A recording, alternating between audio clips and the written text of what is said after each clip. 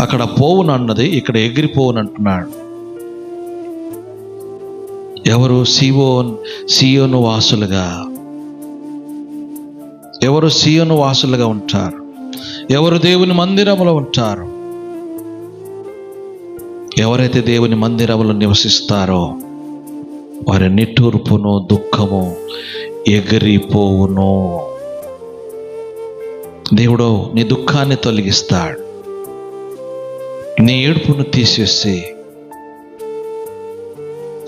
ఆయన నిట్టూర్పును నీకు తల్లిగా, ఒక తండ్రిగా ఆయన నిన్ను ఆదరించి ముందుకు నడిపిస్తాడని దేవుని లేఖనాల్లో చూస్తున్నాం. మరొక మాట చూద్దాం, చూడండి. మరొక మాట చూసి ముందుకు వెళదాం. దేవుని కొరకు కనిపెట్టువారు సియోనులో నివాసిస్తారు. దేవుని కొరకు ఎవరైతే కనిపెడతారో